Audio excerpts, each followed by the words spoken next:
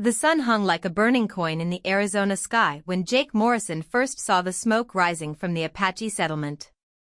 His horse, Thunder, shifted nervously beneath him as they crested the rocky ridge overlooking the valley below. Jake pulled his worn leather hat lower over his eyes, squinting through the heat waves that danced above the desert floor. He had been riding for 3 days straight, following cattle rustlers who had stolen 30 head from his ranch. The trail had gone cold yesterday, but something kept pulling him forward, deeper into Apache territory than any white man had a right to be. Now, as he watched the thin wisps of smoke curl up from the hidden village, Jake wondered if his stubborn pursuit had led him into more trouble than he could handle. Jake was not like the other ranchers in these parts. At 28, he had already lived through more hardship than most men twice his age. His father had been killed by raiders when Jake was just 16, leaving him to run the family ranch alone. His mother had died of fever 2 years later, and, since then, Jake had been a solitary figure in the harsh landscape of the Arizona Territory. The other settlers called him crazy for treating the Apache with respect instead of hatred. While his neighbors spoke of the native people as savages to be driven out or destroyed, Jake had learned their language and understood their ways. He knew they were fighting for their homeland, just as any man would fight for his family's land. This understanding had kept him alive more than once when other white men had been found dead with arrows in their backs. As Thunder picked his way carefully down the rocky slope, Jake's mind wandered to the events that had brought him here. The cattle theft had been different from the usual raids. The thieves had taken only the best breeding stock, showing knowledge of cattle that surprised him. They had also left behind strange markings carved into a tree near his waterhole, symbols that looked like Apache writing but were somehow different. The settlement ahead was smaller than Jake had expected. Perhaps 20 brush shelters were scattered around a central fire pit, with women and children moving between them like shadows. He could see no men, which struck him as odd. Apache men were usually visible as guards when strangers approached their camps. Jake dismounted about 100 yards from the settlement and ground-tied Thunder. He raised his hands above his head and walked slowly forward, calling out in the Apache language he had learned from an old medicine man years ago. "I come in peace," he shouted. "I mean no harm to your people." A young woman emerged from one of the larger shelters. She was perhaps 20 years old, with long black hair braided with small silver ornaments that caught the sunlight. Her dress was made of soft deerskin, decorated with intricate beadwork in blue and white patterns. But what caught Jake's attention were the markings on her face and arms, painted symbols that seemed to shift and change as she moved in the flickering light. She walked toward him with the confident stride of someone accustomed to command, and Jake realized she must be a leader among her people despite her youth. When she was close enough to speak without shouting, she stopped and studied him with dark eyes that seemed to see right through him. "Why does the white cowboy seek our village?" she asked in English that was heavily accented but clear. "Your people bring only death to ours." Jake was surprised by her direct manner and her knowledge of English. Most Apache women he had encountered were more reserved with strangers, especially white men. This one seemed different, more confident and willing to challenge him. "My name is Jake Morrison," he said, lowering his hands slowly. "Thieves took cattle from my ranch. I followed their trail here." The young woman's eyes narrowed. "You accuse us of theft?" "No," Jake said quickly. "The trail led here, but that doesn't mean your people took them. I'm hoping someone might have seen the thieves pass through." For a long moment, the woman said nothing. She walked around him in a slow circle, as if examining a horse she might buy. Jake stood perfectly still, knowing that any sudden movement could be seen as threatening. As she circled him, he noticed that the painted markings on her skin seemed to tell a story. Animals, mountains, rivers, and symbols he didn't recognize flowed across her arms and face like a living map. "I am Ayana," she said finally, stopping in front of him again. "I lead this band while the men hunt. You say you respect our ways, yet you carry weapons into our village." Jake looked down at the pistol on his hip and the rifle in his saddle boot. A man would be a fool to travel these lands unarmed, he said. But I'll leave them with my horse if it would make you more comfortable. Ayana seemed surprised by his offer. You would trust us with your weapons? You could have killed me already if that was your intention, Jake replied. And, if I meant harm, I would have brought more men. Something in her expression shifted, and, for the first time, Jake saw what might have been approval in her dark eyes. She called out something in Apache, and several other women emerged from the shelters. They formed a loose circle around Jake and Ayana, but their posture was curious rather than threatening. The cattle you seek, Ayana said. Describe them. Jake described his missing stock in detail, the colors, the brands, the distinctive markings on several animals. As he spoke, he watched Ayana's face carefully. She listened intently, asking occasional questions about specific details. 3 days ago, men drove cattle through the canyon east of here, she said when he had finished. But they were not our people. They were white men dressed to look like Apache raiders. This information hit Jake like a physical blow. False flag operations were not uncommon in the territory, where settlers sometimes dressed as Indians to commit crimes that would justify military action against the tribes. If white men had stolen his cattle while disguised as Apache, they were probably long gone by now. Did you see where they went? Jake asked. Ayana nodded toward the eastern mountains. Toward the old Spanish mine. But that path is dangerous. The spirits of dead miners still guard the tunnels. Jake knew the mine she meant. It had been abandoned for 50 years after a cave-in killed a dozen workers. Local legends claimed it was cursed, but Jake put little stock in ghost stories. However, it would make a perfect hiding place for cattle rustlers. Why are you telling me this? Jake asked.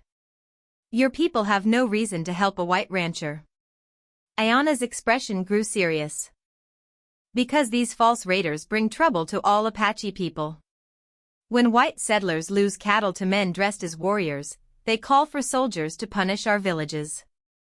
Innocent people die for crimes they did not commit. The wisdom in her words impressed Jake. This young woman understood the bigger picture of conflict in the territory better than most government officials he had met. There is more, Ayana continued. The men who took your cattle spoke of other raids. They plan to hit 3 more ranches before returning to wherever they come from. Did you hear any names? Jake asked. Anything that might help identify them? Ayana shook her head. They camped too far away for us to hear clearly. But their leader carried a rifle with silver decorations. Very fancy. Not the weapon of an ordinary rustler. Jake filed this information away. A silver-decorated rifle was distinctive enough that someone in town might recognize it. The sun was beginning to sink toward the western mountains, painting the desert in shades of orange and red. Jake knew he should start back toward civilization before dark, but something made him hesitate. Perhaps it was Ayana's direct manner, or maybe it was the way the painted markings on her skin seemed to tell stories he wanted to understand. The markings on your skin, he said carefully. They're not just decoration, are they? Ayana looked down at her painted arms as if she had forgotten about them. They are the story of my vision quest, she said. The spirits showed me things that will come to pass. What kind of things? She hesitated, then seemed to come to a decision. Great changes coming to this land. The old ways of both our peoples will not survive what is coming. We must find new paths or be destroyed. Her words carried a weight that made Jake uncomfortable. He had heard similar predictions from other Apache holy men and women, but, coming from this young leader, they seemed more immediate and threatening. These changes, Jake said. Are they why your men are away hunting? Are you preparing for something? Ayana's eyes sharpened. You ask many questions for a man seeking stolen cattle. Jake realized he might have pushed too far. I'm sorry. I didn't mean to pry into your people's business. But, instead of anger, Ayana seemed to consider his questions seriously. Perhaps the spirits guided you here for more than cattle, she said. Perhaps you are meant to understand what is coming. Before Jake could ask what she meant, one of the other women called out urgently in Apache. Ayana's head snapped up, and she listened intently to rapid words Jake could not follow. Riders coming, Ayana translated. From the east. Moving fast. Jake looked toward the eastern canyon where Ayana had said the rustlers had gone. In the distance, he could see a dust cloud rising above the desert floor. Someone was indeed riding hard in their direction. Could be the cattle thieves coming back, Jake said. Ayana shook her head. My scout says there are too many riders. Perhaps a dozen men. A chill ran down Jake's spine. A dozen riders meant either a large gang of rustlers or a military patrol. Either way, their presence near an Apache settlement could mean trouble for everyone involved. I should go, Jake said, starting toward Thunder. I don't want to bring danger to your people. But Ayana caught his arm. Wait, she said. If they are soldiers looking for raiders, they will think you are part of our band. It is safer for you to stay. Jake looked back at the approaching dust cloud, then, at the Apache women gathering their children. He realized Ayana was right. If a military patrol found him leaving an Apache camp, they might assume he was a collaborator or worse. What do we do? He asked. Ayana smiled for the first time since he had met her, and the expression transformed her face completely. We see what fate the spirits have planned for us, she said. As the riders drew closer, Jake could make out their shapes against the desert sky. They were indeed soldiers, riding in military formation with a guidon fluttering in the wind. At their head rode an officer in a blue uniform with gold braid that caught the last rays of the setting sun. Apache camp ahead, the officer shouted when they were still 50 yards away. Prepare to search for stolen property. Jake's heart sank. If the soldiers found him here, they would assume he was either a prisoner or a collaborator.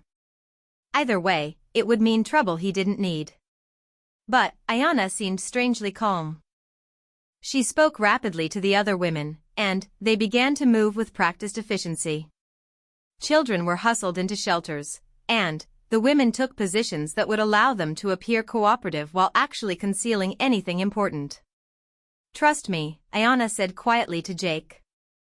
And, whatever happens, do not reach for your weapons. The soldiers rode into the camp with weapons drawn, their horses snorting and stamping in the firelight.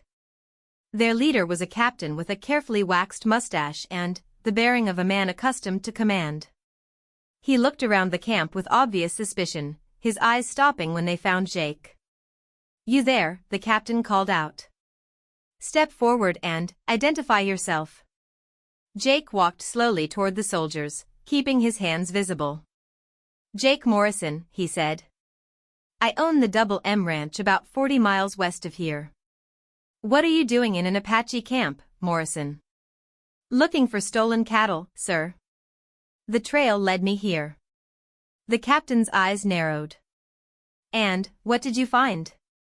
Jake glanced at Ayana, who gave him an almost imperceptible nod. These people didn't take my stock, he said. But they saw the men who did. White men dressed as Apache raiders. That's a serious accusation, the captain said. Do you have proof? Before Jake could answer, Ayana stepped forward. I am Ayana, she said in her careful English. I speak for this band. We wish no trouble with the soldiers. The captain looked her up and down with obvious interest, his gaze lingering on the painted markings that covered her skin. Interesting decorations, he said. What do they mean? They tell the story of my vision quest, Ayana replied. Sacred markings given by the spirits. The captain dismounted and walked closer to examine her painted skin. Jake tensed, not liking the way the man was looking at Ayana, but she remained perfectly calm. Very exotic, the captain murmured. I've never seen markings quite like these before. As he spoke, something strange happened. The painted symbols on Ayana's arms seemed to shift in the flickering firelight, and the captain's expression grew distant and unfocused. The other soldiers also seemed affected, their weapons slowly lowering as they stared at the young Apache woman. Jake blinked hard, wondering if the long day in the sun was affecting his vision. But, when he looked again, the markings on Ayana's skin definitely seemed to be moving, flowing like water across her arms and face. "You will find no stolen cattle here," Ayana said, her voice carrying a strange, hypnotic quality. "You will search the old Spanish mine instead. That is where the thieves have gone." "The old mine," the captain repeated in a dreamy voice. "Yes, that makes sense." Jake watched in amazement as the entire patrol seemed to fall under some kind of spell. The soldiers sat slack in their saddles, their eyes fixed on Ayana's painted skin as if seeing visions in the swirling patterns. "You will remember that you found this camp peaceful and cooperative," Ayana continued. "You will report that the Apache people here are not involved in any raids." "Peaceful and cooperative," the captain echoed. "You will also remember that the white rancher Morrison was helpful in directing you toward the real thieves." Jake felt a chill run down his spine as he realized what he was witnessing. The painted markings on Ayana's skin were not just decoration, they were some kind of powerful medicine that could influence the minds of others. After several minutes, the strange spell seemed to break. The captain blinked and shook his head as if waking from a dream. "Well," he said briskly, "it seems clear that these people are not involved in any criminal activity." He turned to Jake. "Morrison, you said the trail led toward the old Spanish mine?" "That's right, Captain," Jake replied, still stunned by what he had witnessed. "We'll investigate there tomorrow," the captain decided. "It's too dangerous to approach those tunnels in the dark." As quickly as they had arrived, the soldiers prepared to leave. The captain remounted his horse and called out to his men. "Make camp a mile south of here," he ordered. "We'll move on the mine at first light." After the soldiers had ridden away, Jake stood in stunned silence. Ayana seemed completely normal again, the painted markings on her skin now appearing as simple decoration rather than the mystical symbols they had been moments before. "How did you do that?" Jake asked. Ayana smiled mysteriously. "The spirits teach many things to those who listen," she said. "But what you witnessed tonight must remain between us. There are powers in this world that white men are not ready to understand." Jake nodded slowly, still trying to process what he had seen. "Those markings," he said. "They're not just paint, are they?" "They are a gift from the spirit world," Ayana replied. "Given to me during my vision quest. They allow me to influence the perceptions of others when necessary." "That's incredible," Jake breathed. "And terrifying." Ayana's expression grew serious. "Power is always terrifying to those who do not understand it," she said. "But sometimes it is necessary to protect innocent people." As if to emphasize her point, the sound of children's laughter drifted from the shelters where the Apache families had emerged now that the soldiers were gone. Jake realized that Ayana had used her mysterious ability to protect not just her own people, but him as well. "Why did you help me?" Jake asked. "You could have let the soldiers arrest me and solved a potential problem."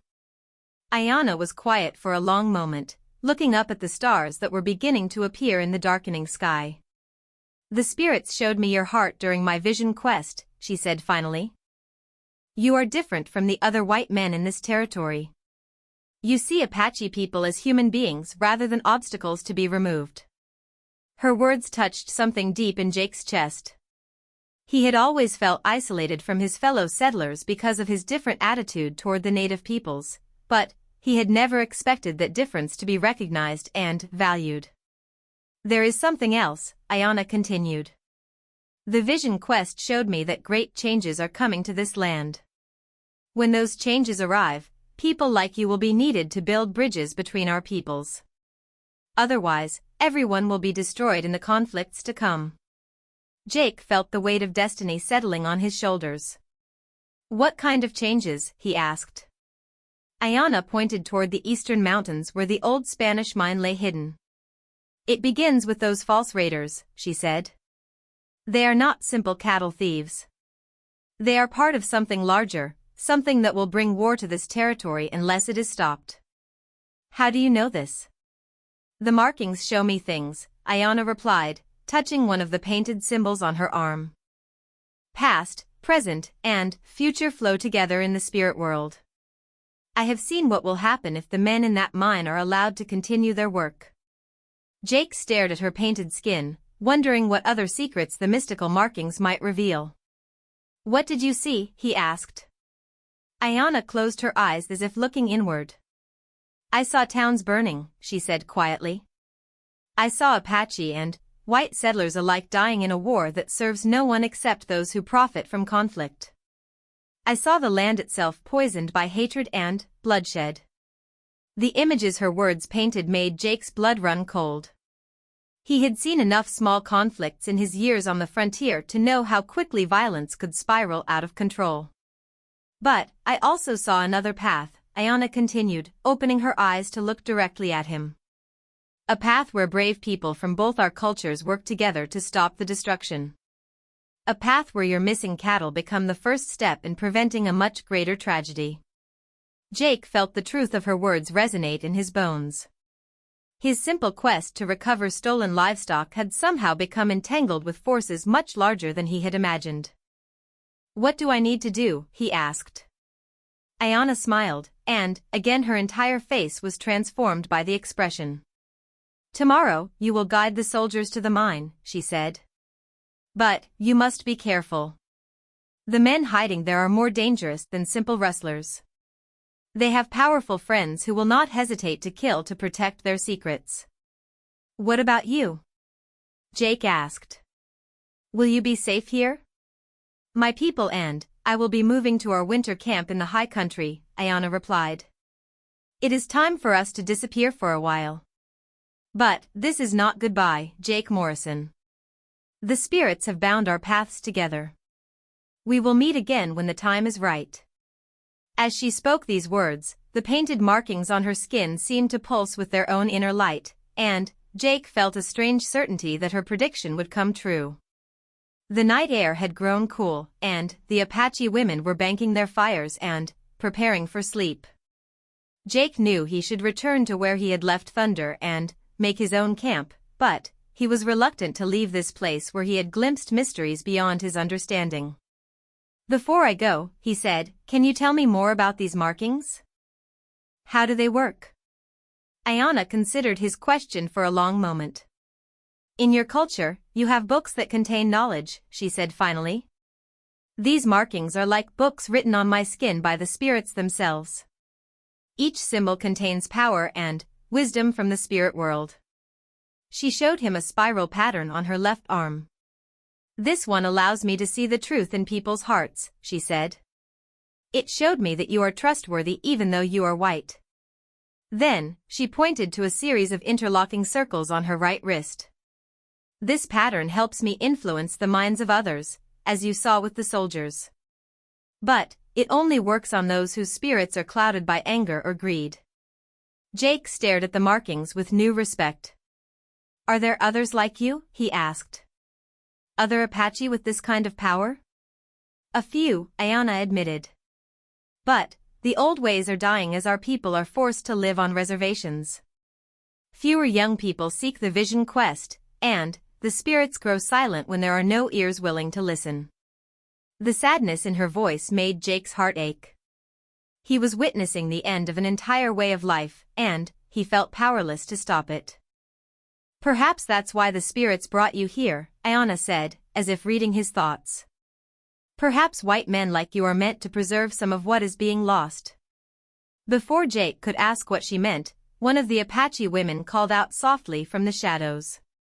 Ayana answered in her own language, then turned back to Jake. It is time for you to go, she said. Make your camp beyond the ridge so the soldiers will find you there in the morning. But, remember, when you reach the mine, be very careful who you trust. Not everything is as it appears. Jake nodded and started toward where Thunder waited patiently in the darkness. But, after a few steps, he turned back. Ayanna, he called softly. What you did tonight, using your power to protect everyone, that took courage. She smiled one last time. Courage is just fear that has learned to trust the spirits, she replied. Sleep well, Jake Morrison. Tomorrow your rail journey begins. As Jake rode Thunder up the rocky ridge that overlooked the Apache camp, he could see the small fires flickering below like fallen stars. Somewhere down there, Ayanna was probably preparing for sleep, her painted skin hidden beneath blankets, the mystical markings temporarily dormant. But Jake knew he would never forget what he had witnessed tonight. A young Apache woman had used powers he didn't understand to protect both their peoples from potential violence. She had trusted him with secrets that could probably get her killed if they fell into the wrong hands. Most importantly, she had shown him that his simple quest for stolen cattle was really part of something much larger. Tomorrow he would guide the soldiers to the old Spanish mine, but he suspected that finding his missing livestock would be the least of what he discovered there. As Thunder picked his way carefully down the far side of the ridge, Jake made a silent promise to himself and to the spirits that Ayanna served.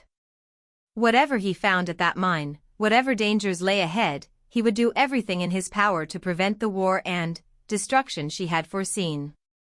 The stars wheeled overhead in their ancient patterns as Jake made his camp in a sheltered spot among the rocks. But sleep was a long time coming as he lay staring up at the vast desert sky, wondering what tomorrow would bring and how a simple cowboy had become entangled with forces that could shape the destiny of the entire territory. Dawn broke like a gunshot across the Arizona desert, painting the eastern mountains in shades of blood and gold. Jake Morrison woke with a start, his hand instinctively moving to the pistol at his hip before his sleep-fogged mind remembered where he was. The night had been filled with strange dreams of painted symbols that danced across dark skin and whispered secrets in languages he almost understood. Thunder nickered softly from where Jake had picketed him, and the sound helped ground the cowboy in reality. Whatever mystical forces he had encountered the night before, today would bring more immediate dangers. The old Spanish mine lay somewhere in those eastern mountains, and, with it, answers to questions he was only beginning to understand.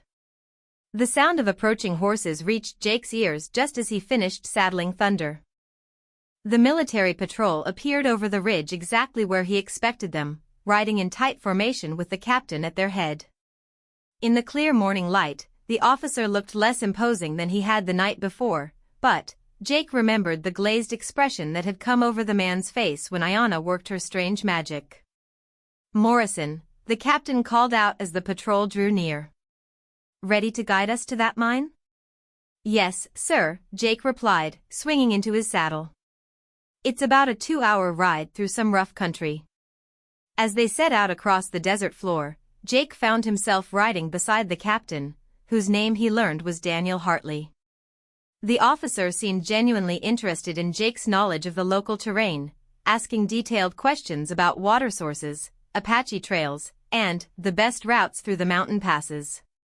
You know this country better than most settlers, Hartley observed as they navigated a field of towering red rocks. How long have you been ranching out here? About 12 years, Jake replied. My father started the Double M when I was 16. After he died, I kept it going. Must be lonely work, Hartley said.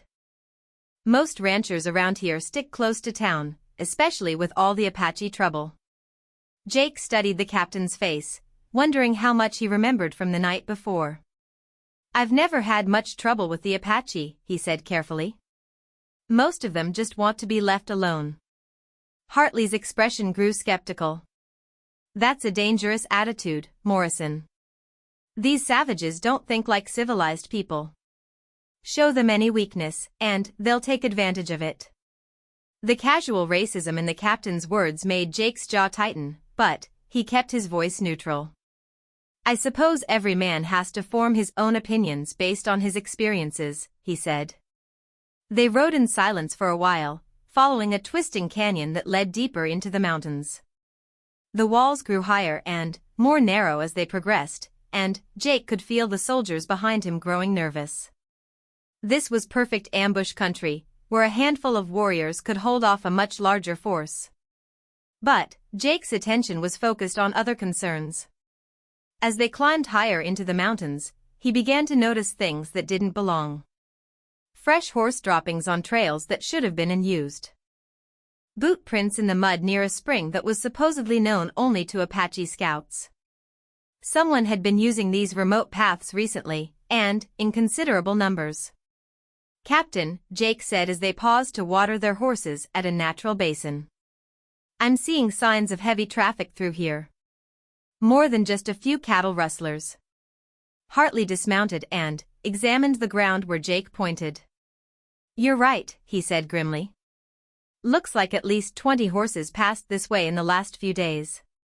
One of the soldiers, a grizzled sergeant with scars on his weathered face, spoke up. "Could be a war party, sir. Maybe we should send for reinforcements before we go any farther." But Hartley shook his head. "Our orders are to investigate reports of cattle rustling, and that's what we're going to do. But everyone stay alert. If this is more than simple theft, we need to gather intelligence before we act." As they resumed their journey, Jake found himself thinking about Ayana's warnings. She had said the men at the mine were more dangerous than simple rustlers, and that they had powerful friends. The evidence of heavy traffic through these remote mountains suggested she had been right. The old Spanish mine was situated in a box canyon about 3 miles up a side trail that branched off from the main mountain path. Jake had been there once before, years ago, when he was tracking a wounded deer. He remembered it as a desolate place, with the mine entrance sealed by fallen rocks and the remains of old buildings scattered around like broken teeth.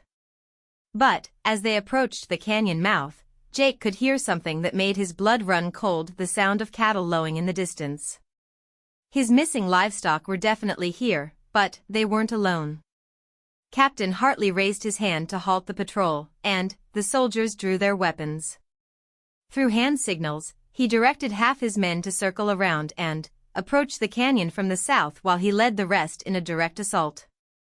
"Morrison," the captain whispered, "you stay back here with the horses. If shooting starts, we don't need a civilian getting in the way." Jake nodded, but he had no intention of staying out of the action. Those were his cattle in that canyon, and if Ayana was right about the larger conspiracy, he needed to see for himself what was really going on. The soldiers moved forward with practiced stealth, their blue uniforms blending surprisingly well with the shadows among the rocks. Jake waited until they were out of sight, then ground-tied thunder and followed on foot, using his knowledge of the terrain to find a route that would let him observe without being seen. What he saw when he reached a vantage point overlooking the canyon made him catch his breath in surprise. The old mine had been completely transformed. New wooden buildings surrounded the entrance, and men in civilian clothes moved between them with purposeful efficiency. A large corral had been built to hold livestock, and Jake could see his stolen cattle mixed with animals bearing at least a dozen different brands. But it wasn't the scale of the rustling operation that shocked Jake, it was the quality of the equipment and supplies he could see scattered around the camp. These weren't rough outlaws living off the land. They had military-grade weapons, new saddles and tack, and enough provisions to last for months. As he watched, a man emerged from the largest building carrying what looked like official documents. Even from a distance, Jake could see the distinctive silver decorations on the rifle the man carried, the same weapon Ayana had mentioned seeing on the leader of the false raiders. The man was tall and well-dressed, wearing clothes that would have been suitable for a business meeting in Phoenix or Tucson. He moved with the confidence of someone accustomed to command, and, when he spoke, the other men in the camp jumped to obey his orders. Jake was trying to get a better look at the man's face when the sound of gunfire erupted from the south side of the canyon. Captain Hartley's flanking force had been spotted, and the battle was on. The response from the rustler camp was immediate and coordinated. Men poured out of the buildings with military precision, taking defensive positions behind carefully prepared cover. These weren't ordinary cattle thieves, they moved like professional soldiers. Jake watched in growing alarm as the firefight intensified. The soldiers were brave and well-trained, but they were outnumbered and caught in a crossfire between the main camp and several hidden positions that had been prepared in advance. It was clear that someone had expected this attack and planned accordingly. The man with the silver rifle took position behind a stack of supply crates and began directing the defense with calm efficiency. Even under fire, his voice carried clearly across the canyon as he called out orders that kept the rustlers organized and effective. But it was what Jake saw next that made him realize just how deep this conspiracy ran. From a concealed position near the mine entrance, someone was operating what looked like a military signal mirror, flashing messages toward the eastern mountains. Whoever these men were, they had communication with outside allies. As Jake watched the signaling, he caught sight of movement in the rocks above the hidden position. Someone was climbing down the canyon wall with the stealth of an Apache scout, moving to get behind the signaler. To Jake's amazement, he realized it was Ayanna. The young Apache woman moved like a ghost among the rocks, her painted skin helping her blend with the shadows and stone.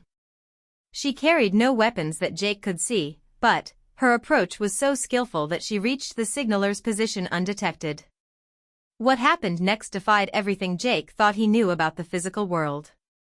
Ayanna placed her hands on the signaler's shoulders, and the painted markings on her skin began to glow with an inner light that was visible even in the bright morning sun. The man with the signal mirror suddenly went rigid, dropping his equipment as if it had burned him. His eyes rolled back in his head, and he began to speak in a voice that didn't sound like his own, a voice that carried the cadence and intonation of Apache speech. Jake couldn't hear what was being said over the noise of the battle, but he could see other men in the camp beginning to look around in confusion. Whatever Ayanna was doing, it was having an effect on more than just the signaler. The man with the silver rifle suddenly stopped giving orders and stood up from his position, staring around the canyon with a bewildered expression. For a moment, he seemed to be listening to something only he could hear.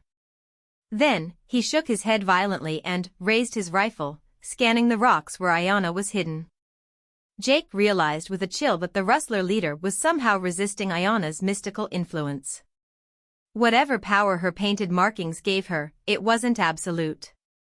The silver rifle man barked out an order that Jake couldn't catch, and several of his followers began moving toward Ayanna's position.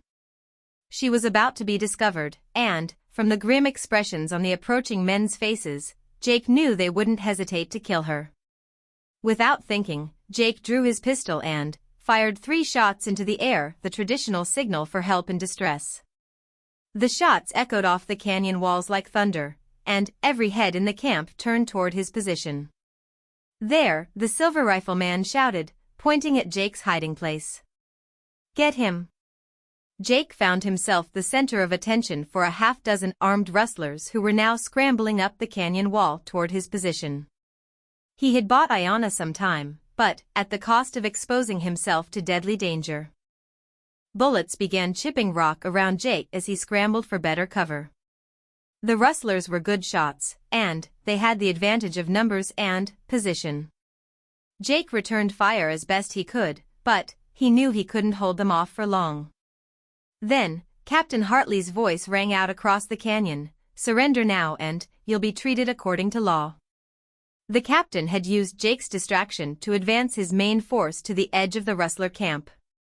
The thieves now found themselves caught between the soldiers and Jake's position, and their coordinated defense began to break down. But the man with the silver rifle wasn't ready to give up. "Kill them all," he shouted. "Leave no witnesses." The order sent a chill through Jake's bones. These weren't ordinary criminals who would surrender when cornered. They were willing to commit murder to protect their secrets. The battle intensified as the rustlers fought with the desperation of men who knew they faced death whether they won or lost. Jake found himself in the middle of a running firefight as men from both sides scrambled among the rocks and buildings of the mining camp. It was during this chaos that Jake finally got a clear look at the face of the silver rifle man. What he saw made his blood run cold with recognition and fury.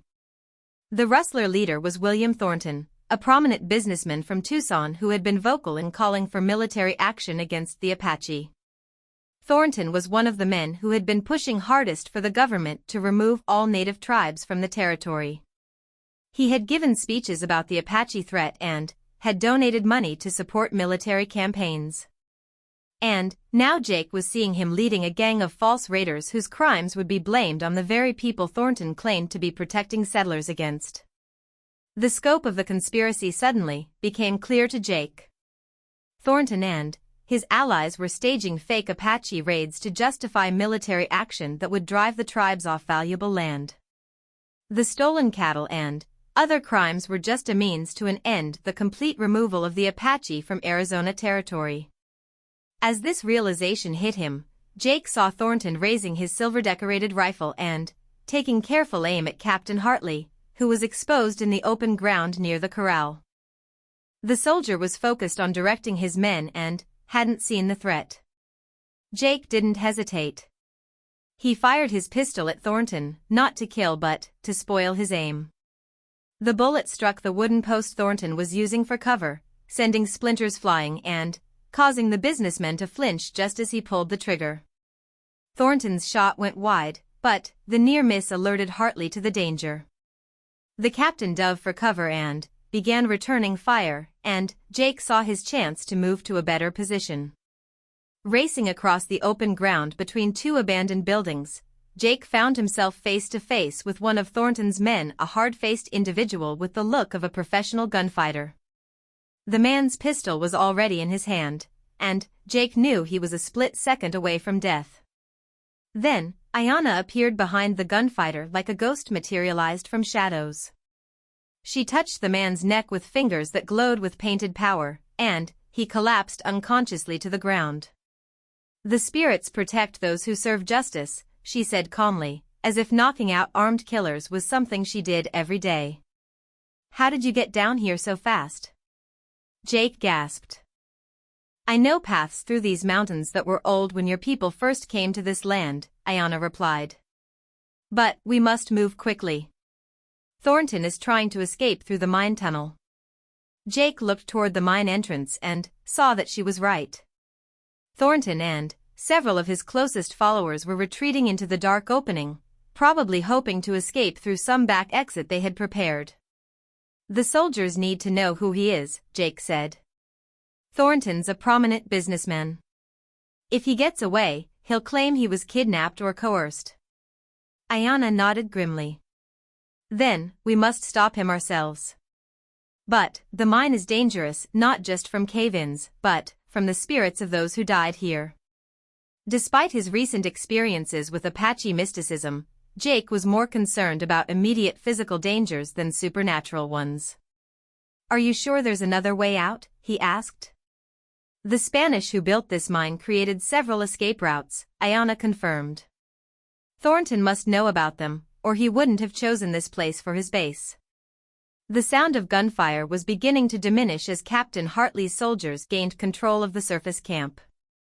Most of Thornton's men had either surrendered or been killed, but the ringleader himself was still free. Jake checked his pistol and found he had only 2 bullets left. "I'm running low on ammunition," he told Ayanna. She smiled mysteriously.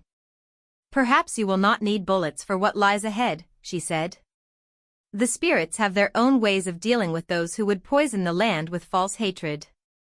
Together, they entered the dark mouth of the old Spanish mine. The air inside was cool and stale, heavy with the smell of ancient rock dust and something else, a metallic scent that Jake couldn't identify. Their footsteps echoed in the darkness as they followed the main tunnel deeper into the mountain. Jake had brought a torch from the camp outside, and its flickering light revealed walls carved from solid stone and reinforced with heavy wooden beams. "The Spanish were looking for silver," Ayanna said quietly as they walked. "But they found something else instead. Something that should have been left buried." "What kind of something?" Jake asked, not sure he wanted to know the answer. Before Ayanna could reply, they heard voices ahead, Thornton and his remaining followers arguing about which tunnel to take. The businessman's cultured voice carried clearly in the enclosed space. I don't care what your Apache friends told you, Thornton was saying. We take the left passage. It leads directly to the horses we left at the North Canyon. Jake and Ayanna exchanged glances. Thornton's reference to Apache friends suggested that some members of the tribe were working with the false raiders, probably providing information about troop movements and settlement activities. They moved closer, using the natural acoustic properties of the tunnels to track their quarry. Jake could make out at least 3 voices besides Thornton's, which meant they were outnumbered but not impossibly so. The tunnel they were following opened into a larger chamber where several passages converged. Ancient mining equipment lay scattered around, and Jake could see evidence that Thornton's men had been using this space as a storage area for supplies. But what caught his attention were the walls of the chamber itself.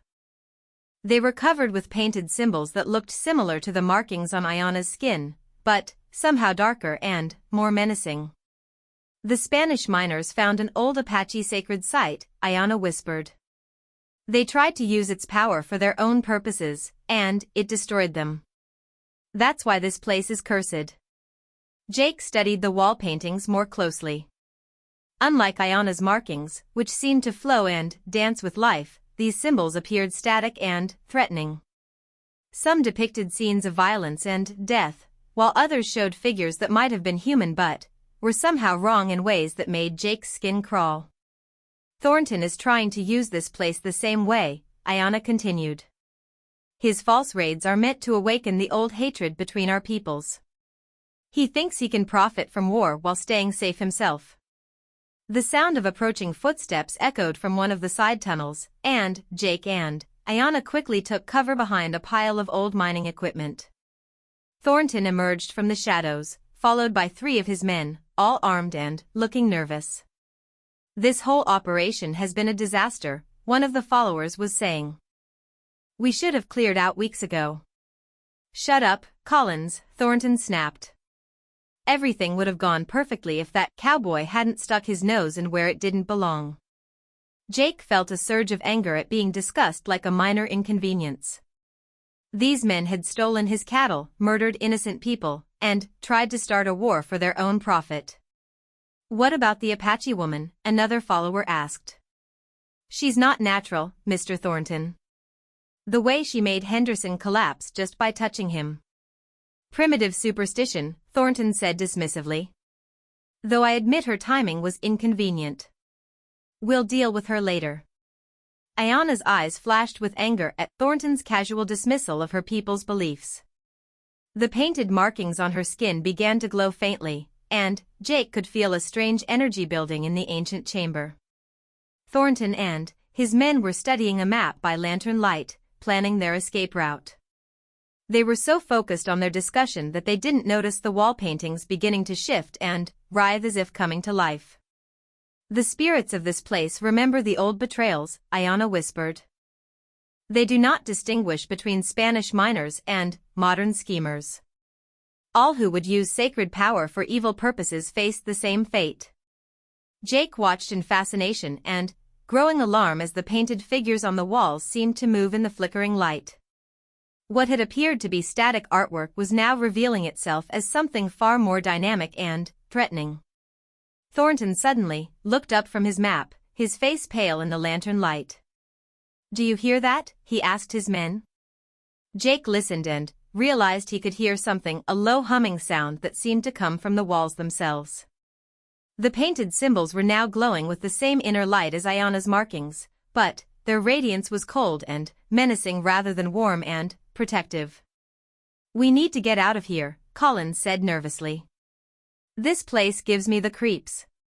But, as Thornton and his men started toward one of the exit tunnels, the humming sound grew louder and more insistent.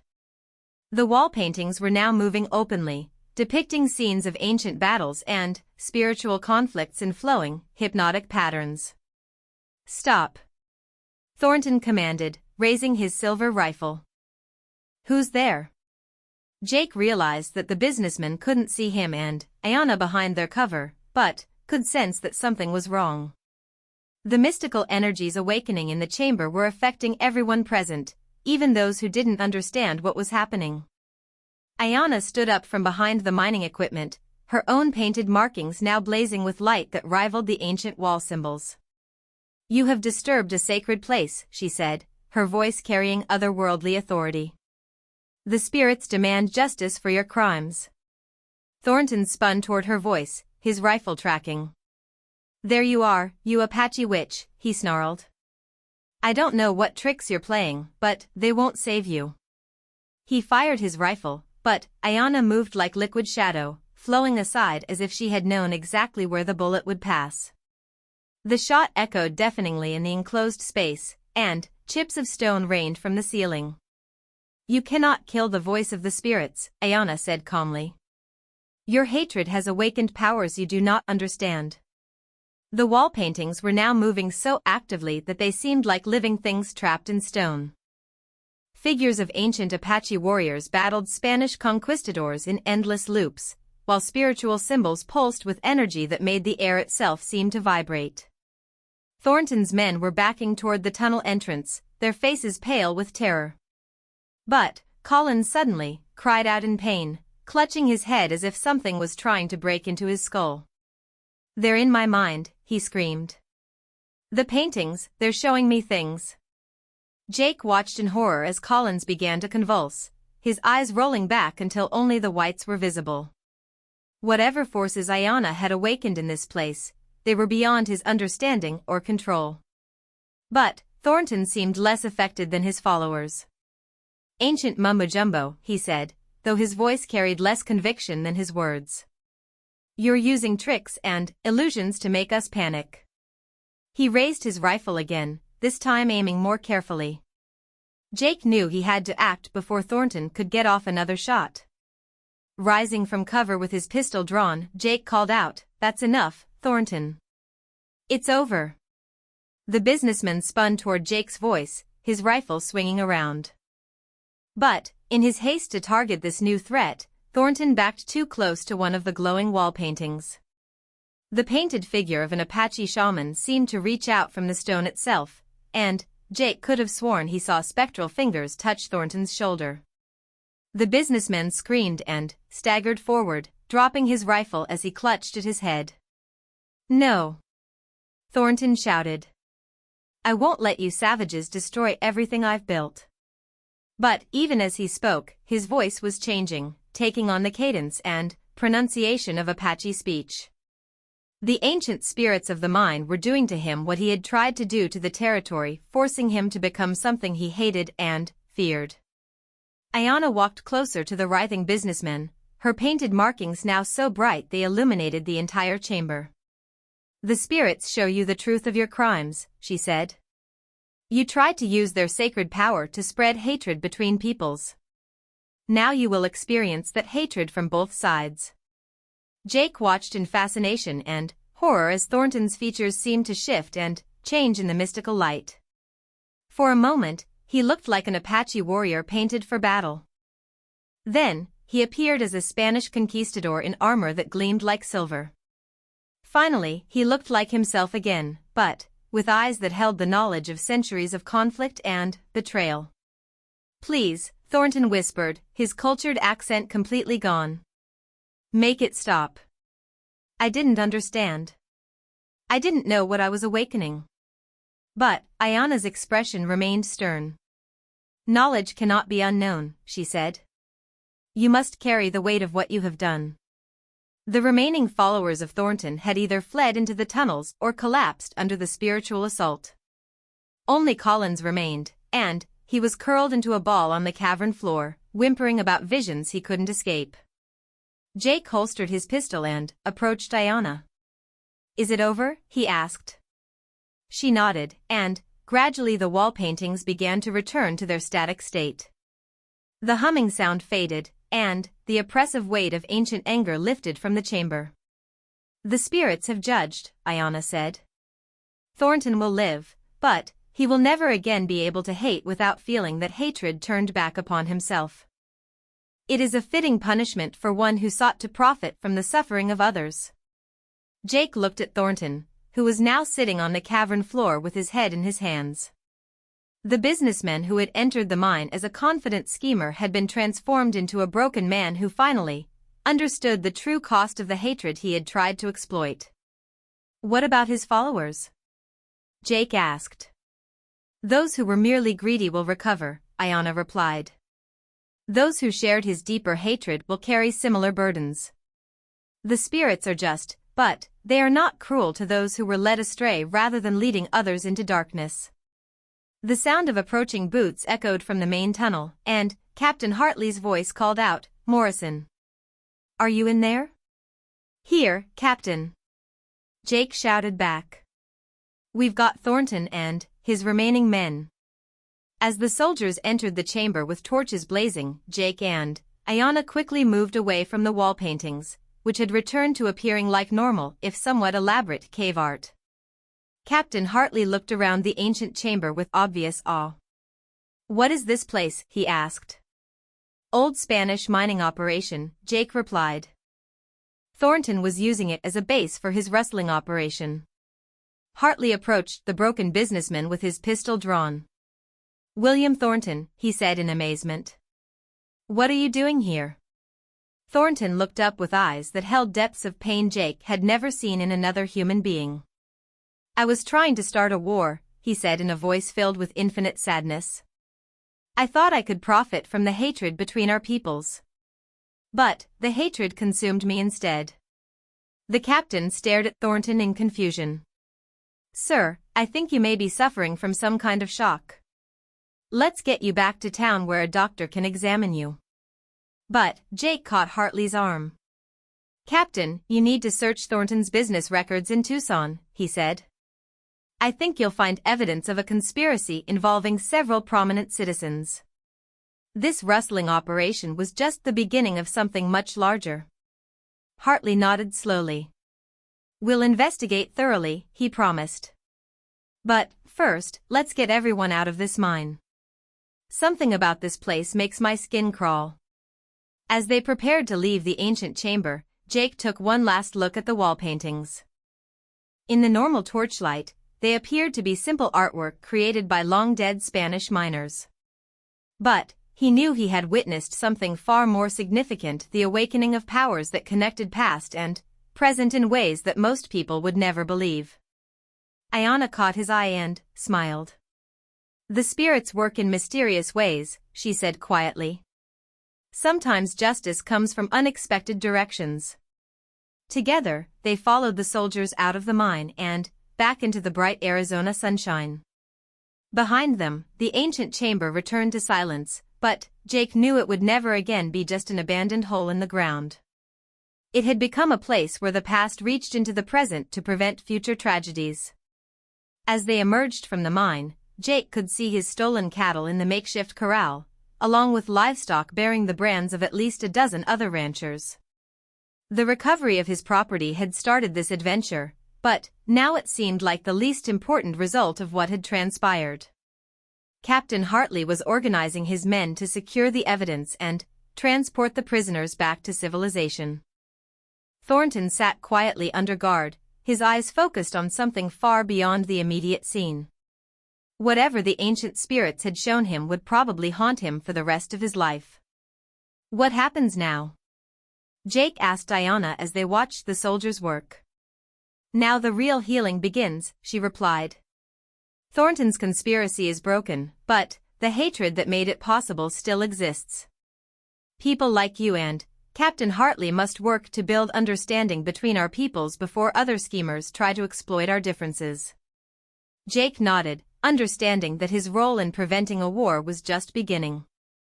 The mystical intervention they had witnessed in the mine had stopped one immediate threat, but the underlying tensions between settlers and Apache would require more conventional solutions. As the sun climbed toward its zenith, painting the desert in shades of gold and red, Jake realized that his simple life as a cattle rancher was over forever. He had been chosen by forces beyond his understanding to serve as a bridge between two cultures that desperately needed to learn to coexist. The painted markings on Ayanna's skin had returned to their normal appearance, but Jake knew their power remained ready to manifest when justice demanded it. The spirits that had judged Thornton in the ancient mine were still watching, still waiting to intervene when hatred threatened to destroy the delicate balance between peoples. As they prepared to leave the mining camp behind, Jake took one last look at the canyon that had held so many secrets. The old Spanish mine entrance yawned like a dark mouth in the mountainside, and he wondered what other mysteries lay hidden in the depths of the earth. But those were questions for another day. Today had brought enough revelations to last a lifetime, and Jake was content to ride back towards civilization with the knowledge that he had helped prevent a tragedy that would have engulfed the entire territory in war. The painted Apache woman who rode beside him carried the wisdom of the spirits and the hope of both their peoples for a better future. Together, they had faced the darkness and emerged victorious, but Jake suspected their partnership was only just beginning. As thunder carried him away from the mine and back toward the world of ranches and towns, Jake Morrison knew that his life had been forever changed by his encounter with forces both ancient and eternal. The spirits had called, and he had answered. Now he would spend the rest of his days working to fulfill the destiny they had laid upon him. The journey back to Tombstone took 3 days through the scorching Arizona desert, but those 3 days changed everything for Jake Morrison. Riding alongside Captain Hartley's patrol, he watched William Thornton struggle with whatever the ancient spirits had done to his mind in the old Spanish mine. The once proud businessman now sat his horse like a broken man, his eyes holding depths of understanding that seemed to age him years with each passing hour. Jake found himself studying Ayana during the long ride. She had chosen to accompany them back to town, claiming that the spirits had shown her visions of what was to come. Her painted markings remained visible on her skin, but they appeared dormant, like sleeping serpents waiting for the right moment to awaken. "Tell me about these visions," Jake said as they made camp on the second night. The soldiers had settled around their own fire, leaving Jake and Ayana to speak privately near where she had tethered her paint horse. Ayana looked up at the stars wheeling overhead in their ancient patterns. "The spirits show me fragments," she said. "Pieces of what might be, not what must be. The future is like a river with many channels. Each choice we make determines which path the water will follow." She pointed to a cluster of stars near the horizon. "I see Tombstone burning," she said quietly. "I see Apache warriors and white soldiers fighting in streets where children once played. I see the land itself weeping for the blood that has been spilled." Jake felt a chill despite the warm desert air. "But we stopped Thornton's conspiracy," he said. "Doesn't that change things?" "We stopped one threat," Ayana agreed. "But Thornton was not working alone. There are others who would profit from war between our peoples.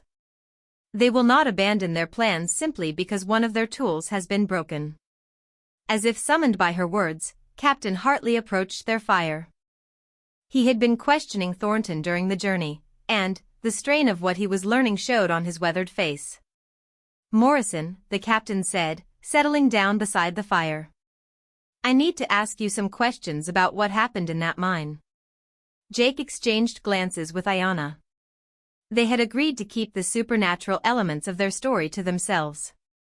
Most people weren't ready to accept the existence of mystical powers, and such claims would only discredit their testimony about Thornton's conspiracy. "What do you want to know?" Jake asked. "Thornton keeps talking about spirits and ancient curses," Hartley said. "But when I ask him for details about his criminal operation, he gives me information that checks out perfectly. Names, dates, financial records, it's all accurate." The captain poked at the fire with a stick, sending sparks spiraling into the night sky. "The strange thing is, he seems genuinely horrified by what he's done. This morning he told me about 3 other prominent businessmen in Tucson who were part of his conspiracy. He gave me enough evidence to hang them all." Jake nodded, remembering Thornton's broken confession in the mine chamber. "Maybe almost getting killed gave him a change of perspective," he suggested. "Maybe," Hartley said doubtfully. "But I've seen men face death before, Morrison.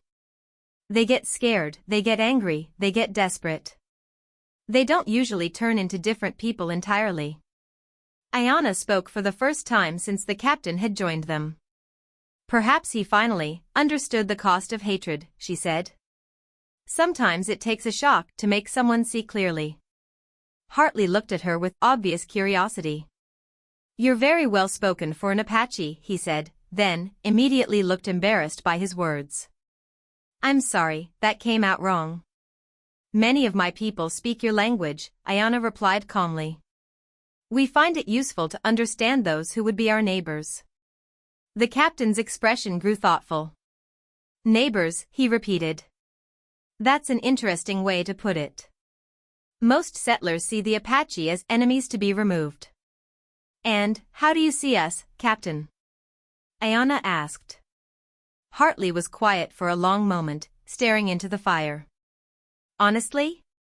I don't know anymore. I came out here believing what everyone told me, that the Apache were savages who couldn't be reasoned with. But, after what I've seen in the last few days. He gestured toward where Thornton sat under guard, staring at nothing with haunted eyes. If white men are capable of such elaborate schemes to start wars for profit, maybe we're not so different after all. Jake felt a spark of hope. If an army officer could begin to question the assumptions that drove conflict between the races, perhaps there was a chance for peace after all. There's something else, Hartley continued. I've been thinking about what you said, Morrison, about Thornton having allies in the territorial government. If this conspiracy goes as high as I suspect, there are going to be powerful people who want all of us silenced. The captain's words sent a chill through Jake. He hadn't considered the possibility that exposing Thornton might put them all in danger from the businessmen's co-conspirators. What do you think we should do? Jake asked. We need allies, Hartley said. People with influence who can protect us while we gather evidence. But, it's hard to know who to trust when the corruption might go all the way to the territorial governor's office. Ayanna had been listening to this conversation with growing intensity. Now she stood and walked to the edge of their firelight, staring south toward the distant lights of Tombstone. There is someone who might help, she said finally. But, you would have to trust an Apache to make the introduction. Both men turned to look at her. Who? Jake asked. My grandfather was a medicine man before the soldiers forced our people onto the reservation, Ayanna explained. He still has influence among both Apache and white leaders who seek peace. If I could arrange a meeting. Hartley shook his head immediately. I can't be seen negotiating with Apache leaders, he said. My career would be over, and it would discredit any evidence we might present. Not all meetings happen in the open, Ayanna said mysteriously. And, not all allies wear the uniforms you expect. Before either man could ask what she meant, the sound of approaching horses reached their ears. Jake's hand moved instinctively to his pistol as shapes emerged from the darkness beyond their camp. Hello, the fire, called a familiar voice. Jake Morrison, you in there? Jake relaxed as he recognized the voice of Tom Bradley, the sheriff of Tombstone. Over here, Tom, he called back. Sheriff Bradley rode into the circle of firelight, followed by two deputies. He was a lean man in his 50s, with graying hair and the steady eyes of someone who had seen enough trouble to handle whatever came his way. Jake, Bradley said, dismounting from his horse. We've been looking for you. Got a telegram from Captain Hartley here saying he'd found your stolen cattle and needed assistance with prisoners. That's right, Sheriff, Hartley said, standing to greet the lawman. But, it's turned into something much bigger than simple cattle rustling. Bradley's eyes found Thornton sitting under guard, and his expression grew grim. William Thornton, he said. I should have known. That man's been stirring up trouble between settlers and Apache for months. You know about his activities? Jake asked. I suspected, Bradley admitted. Too many raids that didn't make sense, too many attacks that seemed designed to provoke retaliation rather than accomplish any practical goal. But, I never had proof. The sheriff's eyes moved to Ayanna, and Jake saw recognition in his gaze. Ayanna, Bradley said with a respectful nod. Your grandfather said you might be in this area. Jake stared at the sheriff in surprise. You know each other? Ayana's grandfather, Nailnish, has been helping me keep the peace in this territory for 2 years, Bradley explained. When he learned about the false raids, he sent word through unofficial channels. Ayana smiled. My grandfather believes that justice serves all people, regardless of the color of their skin, she said. Sheriff Bradley is one of the few white lawmen who shares that belief. Suddenly, Jake understood why Ayana had been so confident about finding allies.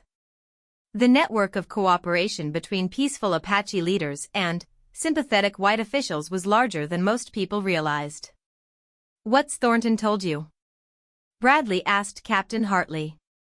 Enough to implicate at least 3 other prominent businessmen in Tucson, Hartley replied. But, we're worried about the scope of the conspiracy.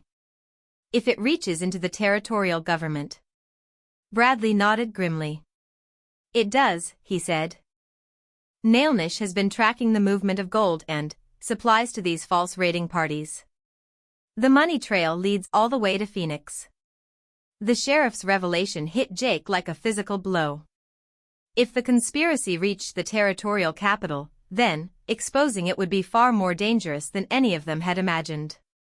We need to be very careful how we proceed, Bradley continued. There are federal marshals in Phoenix who are part of this scheme.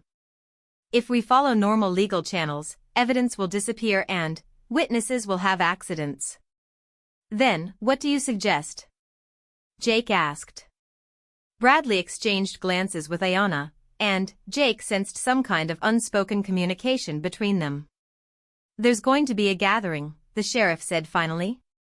Unofficial, but attended by people who have the power to act on what we've learned. Apache leaders, army officers who can be trusted, territorial officials who aren't part of the conspiracy. When and where? Hartley asked. 3 days from now, at sunset, Bradley replied. But, I can't tell you the location until I'm sure you're both committed to this path. Once you know where the meeting is, you'll be in as much danger as the rest of us. Jake looked at Ayana, remembering her visions of Tombstone burning. If they didn't act to expose the conspiracy, how many innocent people would die in the war that Thornton's allies were still trying to start? I'm in, Jake said without hesitation. Captain Hartley took longer to decide, clearly weighing his military career against his duty to prevent unjust bloodshed. Finally, he nodded. Count me in as well. Good, Bradley said. But, first, we need to get Thornton to Tombstone alive. His testimony is crucial, and there are people who will do anything to silence him. As if summoned by the sheriff's words, one of Thornton's guards called out urgently from across the camp. Captain! You need to see this. They hurried over to find Thornton convulsing on the ground, foam flecking his lips as his body shook uncontrollably. His eyes had rolled back in his head, and strange words were pouring from his mouth, a mixture of English, Spanish, and what sounded like Apache. Poison, Bradley said grimly. Someone got to him. But Ayana knelt beside the writhing man and placed her hands on his forehead. Immediately, the painted markings on her skin began to glow with the same inner light Jake had seen in the mine. Not poison, she said. The spirits are speaking through him. They have more to reveal. Thornton's convulsions gradually subsided, but his eyes remained unfocused as words continued to pour from his lips. This time, however, Jake could understand what he was saying.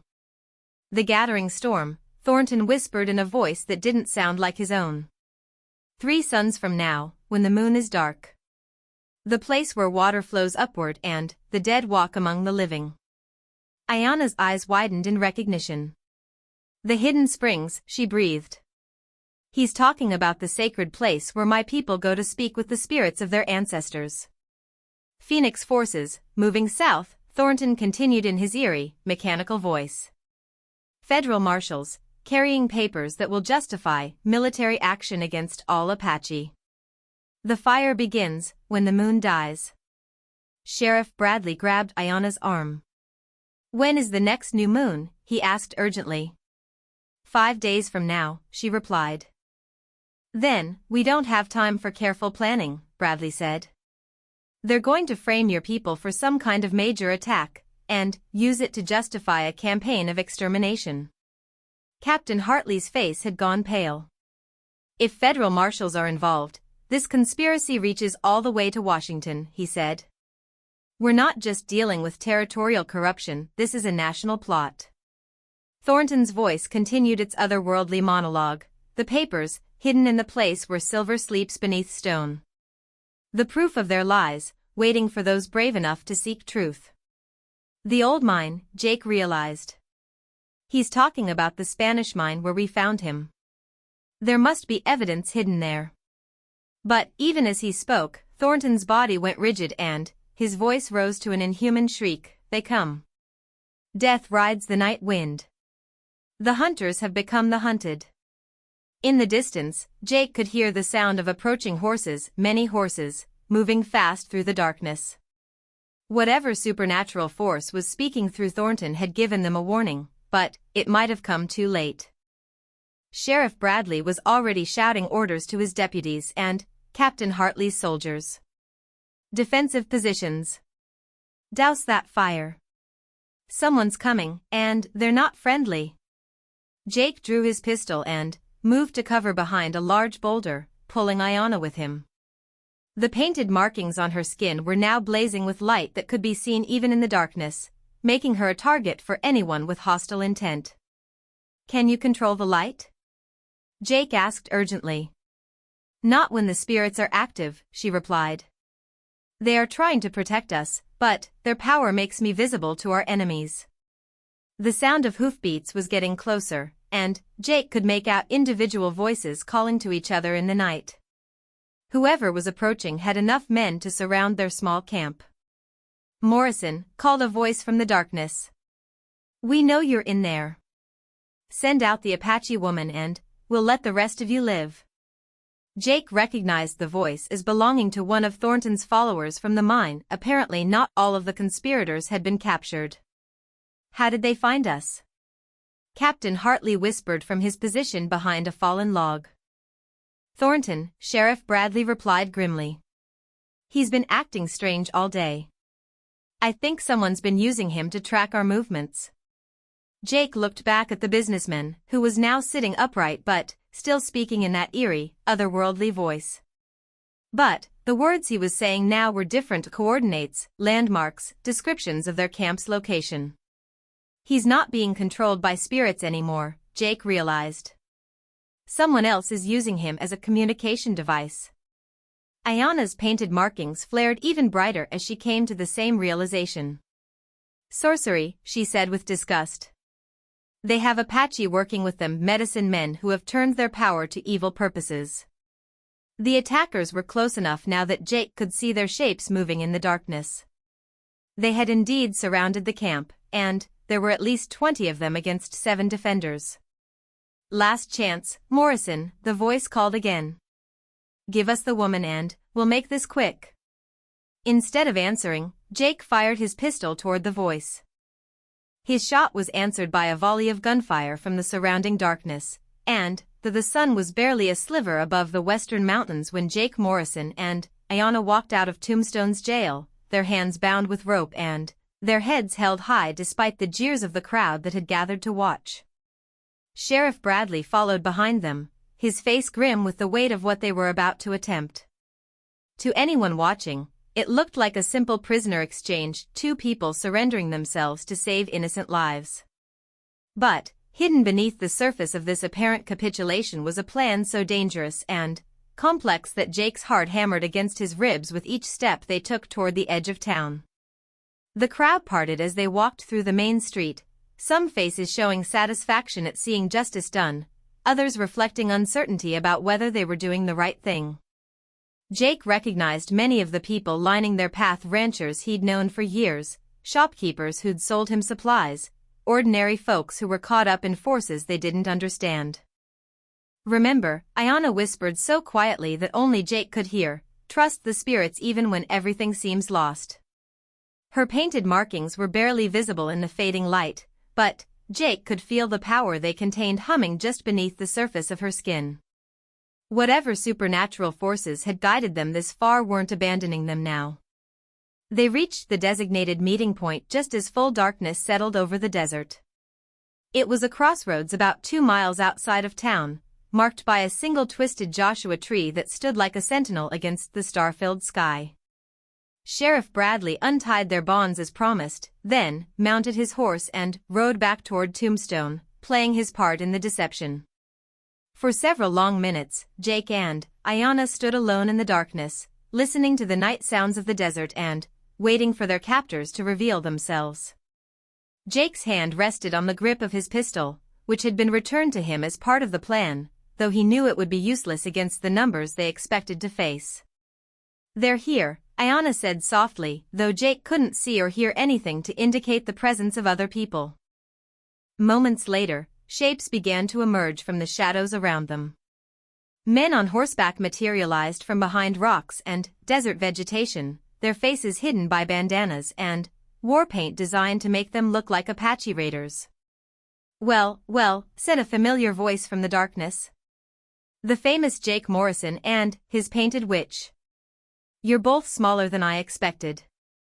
Jake recognized the speaker as Collins, one of Thornton's surviving followers from the mine.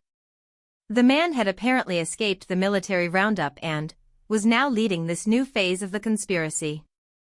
"We came as promised," Jake said, keeping his voice steady despite the circumstances. "Now let the Wilson girl go." Collins laughed, a sound like grinding glass in the desert stillness. "The girl? Oh, she's safe enough. For now.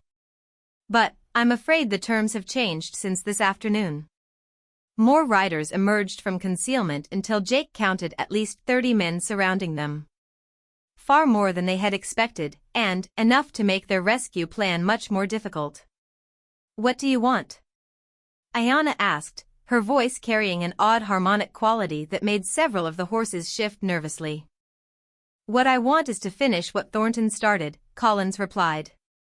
"But that fool lost his nerve after whatever happened to him in that mine. Lucky for us, there are others willing to see this through to its proper conclusion." He gestured to one of the other riders, who moved his horse forward into the dim starlight. Jake's blood turned to ice when he recognized the newcomer's face. It was Federal Marshal James Garrett, a man Jake had met several times in Tombstone's saloons and gambling halls. Garrett was known as a competent lawman with political ambitions, and his presence here confirmed their worst fears about how high the conspiracy reached. "Morrison," Garrett said in his cultured Eastern accent. "I have to say, I'm disappointed. We offered you a chance to join our enterprise months ago, and you turned us down. Now look where your stubbornness has brought you." Jake's mind raced as he tried to remember any such offer. Then, it came back to him, a conversation in a Tombstone saloon about 6 months ago, when Garrett had suggested that a man with Jake's knowledge of Apache ways could make a lot of money helping to solve the Indian problem. Jake had dismissed it as drunken talk, but apparently it had been a serious recruitment attempt. "I'm not interested in profiting from other people's suffering," Jake said. "Noble sentiments," Garrett replied mockingly. "But nobility doesn't buy cattle or build railroads. The Apache are sitting on some of the richest mineral deposits in the territory. All we're doing is helping history along." Ayanna stepped forward, and Jake noticed that the painted markings on her skin were beginning to glow faintly. "You speak of history as if it serves only your people," she said. "But the spirits remember all history, including the futures that your greed will destroy." Several of the horses began to whinny and prance as her markings grew brighter. Even some of the riders seemed affected, swaying in their saddles as if listening to distant music. But Marshal Garrett appeared immune to whatever influence Ayanna was projecting. "Fascinating," he said. "I've heard rumors about Apache medicine women who could bewitch men's minds. I was hoping to see a demonstration." He pulled a strange device from his saddlebags, a metal amulet covered with symbols that Jake didn't recognize. As soon as Garrett held it up, Ayanna's markings dimmed and she staggered backward as if struck by an invisible blow. Silver blessed by corrupted medicine men, Garrett explained with satisfaction. Your own people provided us with protection against your tricks. Jake caught Ayanna as she swayed, feeling her body trembling with the effort of maintaining her mystical abilities against whatever force the amulet represented. Her painted markings were still glowing, but dimly, as if struggling against some powerful interference. Now then, Garrett continued, let's discuss what's going to happen next. In about an hour, a band of Apache raiders is going to attack Tombstone. They'll be led by a white renegade and guided by a painted witch who betrayed her own people to help him. Jake felt sick as he understood the full scope of their plan. You're going to dress us up as the leaders of a fake raid, he said. Exactly, Garrett confirmed. And, when the brave townspeople fight off this attack, they'll find the bodies of the renegade and the witch among the dead raiders. The territorial governor will have all the justification he needs to authorize a campaign of complete extermination against every Apache band in the region. Collins spoke up from his position near the Joshua tree. The beauty of it is that there will be real Apache bodies mixed in with ours. We've got a dozen warriors from a hostile band locked up in the old mine. They'll be released into Tombstone just ahead of our attack, and the townspeople will slaughter them thinking they're defending themselves. The casual way Collins discussed the murder of innocent Apache warriors made Jake's stomach turn. These men weren't just planning to profit from ethnic cleansing, they were engineering it with calculated precision.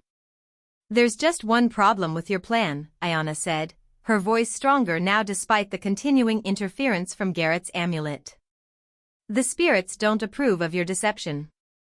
As she spoke, Jake began to notice changes in the desert around them. The night sounds had grown louder and more aggressive, the coyotes howling, owls calling, even the wind itself seemed to carry a threatening undertone. More primitive superstition, Garrett said dismissively. But Jake noticed that several of the marshal's followers were looking around nervously as the sounds intensified. What happened next defied rational explanation. The stars themselves seemed to be growing brighter, and Jake could swear he saw shapes moving among the distant mountains, shapes too large and too fluid to be natural. The ancient powers are awakening, Ayanna said, her painted markings now pulsing with renewed light despite the presence of Garrett's protective amulet. You have disturbed forces that your corrupted allies cannot control. Garrett raised his weapon, pointing it directly at Ayanna's heart. Enough theatrics, he snarled. Time to get this show on the road. But, before he could pull the trigger, the sound of approaching hoofbeats reached them from multiple directions. Riders were coming fast from the north, south, and east, far too many riders to be part of Garrett's conspiracy. What the hell? Collins shouted, spinning his horse around to face the new arrivals. The first group to reach them came from the north, led by Sheriff Bradley and Captain Hartley. But, riding alongside them were Apache warriors in full battle regalia, their faces painted for war and their weapons ready for action. From the south came another mixed group, more soldiers and civilians, but also Apache leaders that Jake recognized as peace chiefs who had been trying to prevent exactly the kind of conflict that Garrett's conspiracy was designed to provoke. The eastern approach brought the most surprising arrivals of all. At the head of a column of federal marshals rode a woman Jake had never seen before, a tall, dignified figure in a traveling dress who carried herself with unmistakable authority. Marshal Garrett, the woman called out as her group reached the crossroads. By the authority of the Attorney General of the United States, you are under arrest for conspiracy, murder, and treason. Garrett's face went white in the starlight. Judge Morrison, he said in a voice filled with disbelief. Jake's head snapped around at the familiar surname. The woman who had just arrived to arrest the federal marshal was looking directly at him with eyes that held an unmistakable family resemblance. "Hello, Jacob," she said with a slight smile. "I got Sheriff Bradley's telegram yesterday. I thought it was time I met my nephew's Apache friends." Jake stared at his aunt in amazement. Judge Sarah Morrison was one of the most powerful figures in the territorial justice system, a woman who had built her career on fighting corruption and protecting the rights of all citizens regardless of race or social status. How, was all Jake managed to say. Your Apache allies have more friends in high places than you might think, Judge Morrison replied. When word reached certain people in Washington about a conspiracy to start an ethnic war for profit, we decided to take direct action. Marshal Garrett was looking around desperately for some avenue of escape, but he found himself surrounded by at least 100 armed men representing multiple jurisdictions and both racial communities. His conspiracy had collapsed in a matter of minutes. This isn't over, Garrett snarled as federal marshals moved to arrest him and his followers. There are others who share our vision. The Apache will be removed from this territory one way or another.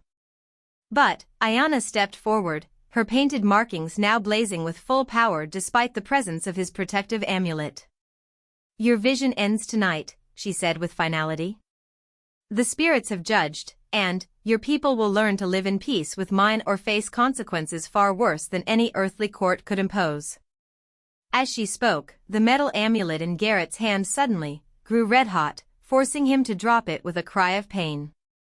The device hit the ground and shattered into fragments that dissolved like smoke in the desert wind. Impossible, Garrett breathed, staring at his burned fingers. Nothing is impossible for those who serve justice rather than greed, Ayanna replied. As the various law enforcement agencies began the process of arresting the conspirators and securing evidence, Jake found himself standing with his aunt and Ayanna beside the twisted Joshua tree. How long have you known about this conspiracy? Jake asked Judge Morrison. Longer than I care to admit, she replied. But proving it required catching the conspirators in the act. Your friend Ayanna's grandfather has been gathering evidence for months, waiting for the right moment to spring the trap. Jake looked at Ayanna in amazement. Your grandfather orchestrated all of this? The spirits show many paths, Ayanna said with a mysterious smile.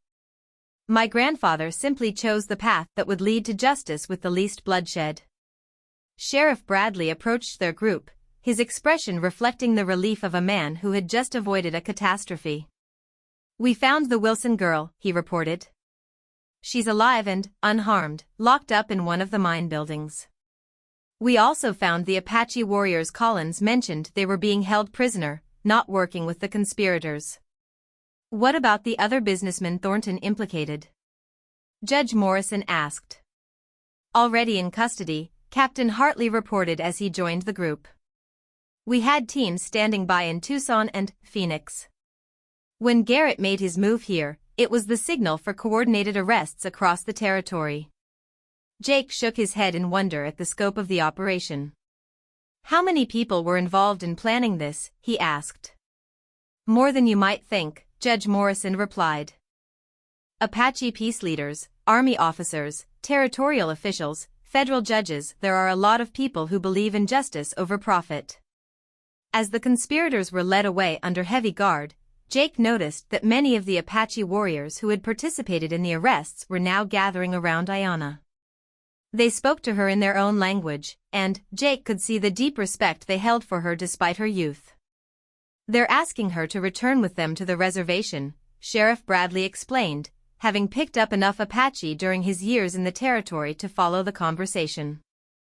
They want her to serve as a liaison with the territorial government.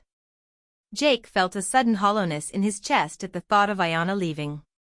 Over the past few days, he had grown accustomed to her presence and her unique perspective on the events swirling around them. But Ayanna shook her head at whatever the warriors were proposing. My path lies elsewhere, she told them in English. The spirits have shown me work that must be done in the world of both peoples. She turned to Judge Morrison. If I may ask, what will happen to the land that the conspirators wanted to steal? It will remain in Apache hands, the judge replied firmly. In fact, the federal government is prepared to expand the existing reservation boundaries to include some of the mineral-rich areas that were the target of this scheme. And the false raiders who are still at large? We'll find them, Captain Hartley promised. This conspiracy is finished, and everyone involved will face justice.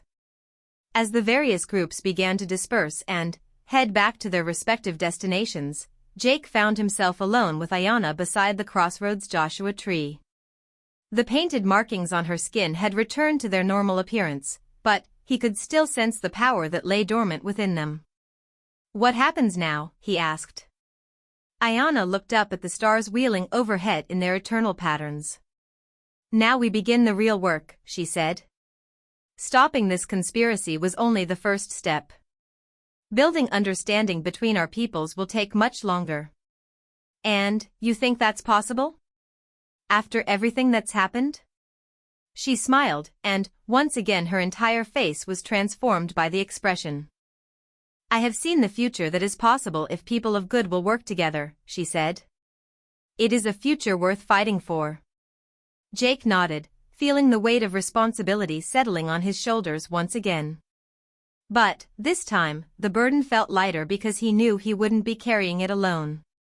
As they began the long ride back to Tombstone, Jake Morrison reflected on how much his life had changed since he first set out to recover his stolen cattle. He had started as a simple rancher and had somehow become a bridge between two cultures that desperately needed to learn to coexist. The painted Apache woman riding beside him carried the wisdom of the spirits and the power to shape the future through courage and determination.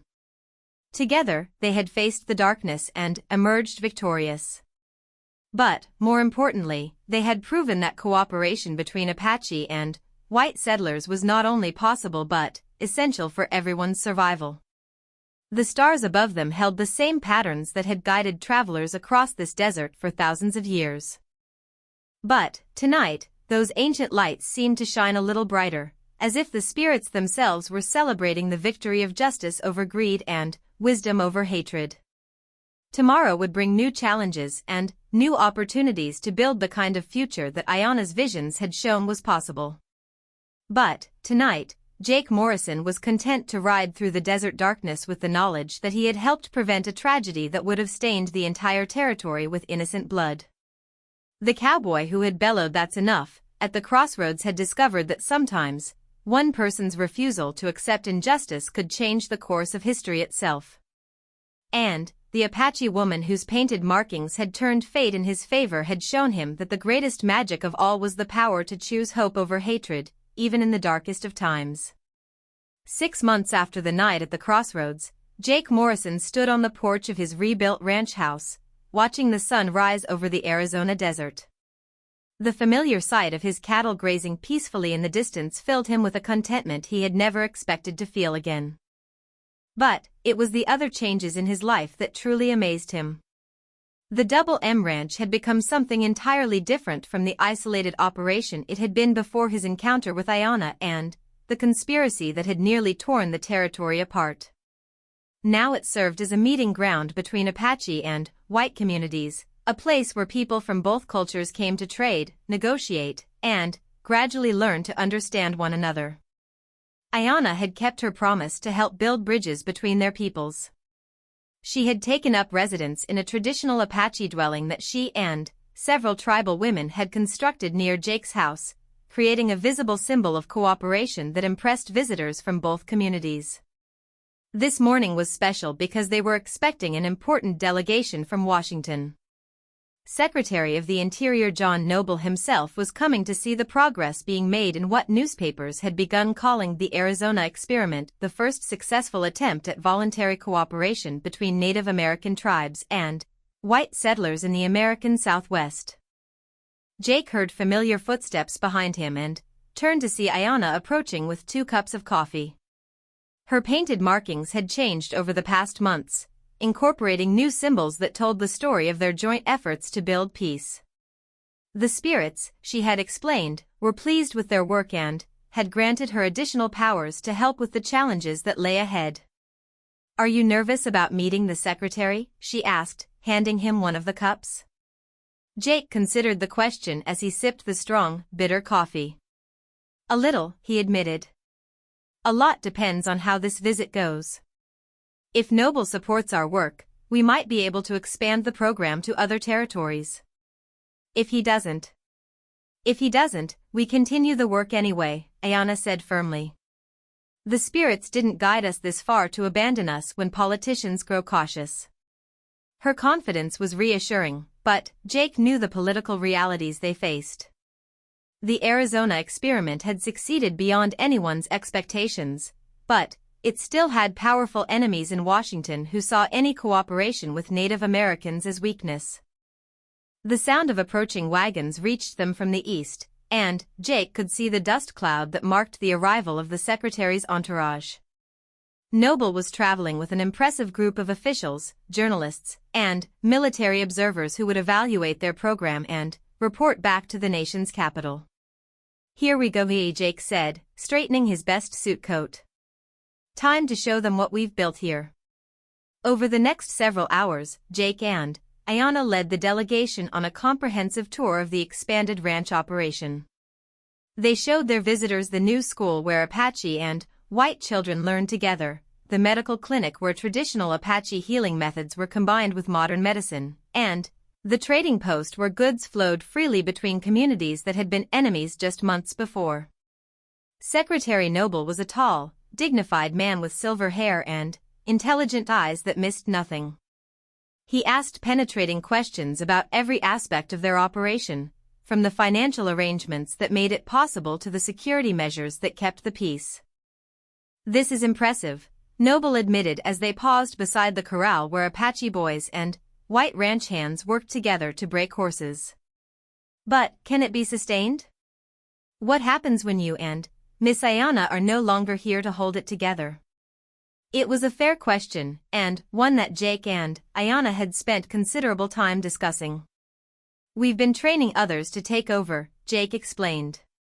"Sheriff Bradley has become quite skilled at mediating disputes between communities.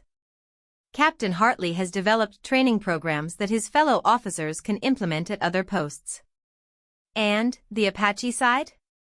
Noble asked, turning to Ayanna. "My grandfather has been working with other medicine men to share the spiritual insights that make this cooperation possible," she replied. "The knowledge will not die with us." As they continued the tour, Jake noticed that several members of the delegation were taking careful notes while others seemed more interested in finding flaws in their operation. The political currents that swirled around Indian policy were complex and dangerous, and Jake knew that powerful interests still opposed any solution that didn't involve the complete removal of Native Americans from valuable land. The afternoon's highlight was a demonstration of the joint patrol system that had replaced the old military approach to keeping peace in the territory. Apache scouts working alongside white lawmen had virtually eliminated the raiding and counter-raiding that had plagued the region for decades. "How do you handle jurisdictional issues?" asked one of the federal marshals in the delegation. "What happens when Apache law conflicts with territorial law?" "We've developed a council system," Sheriff Bradley explained. He had ridden out from Tombstone to participate in the briefing. "Serious crimes are judged by panels that include both Apache elders and white officials. Minor disputes are handled by whoever can resolve them most effectively." "And it works?" the marshal asked skeptically. "Crime rates are down 60% from last year," Bradley replied with satisfaction. "Turns out people behave better when they feel they're being treated fairly." As the sun began to set, the delegation gathered in the main hall of Jake's ranch house for a formal dinner and presentation.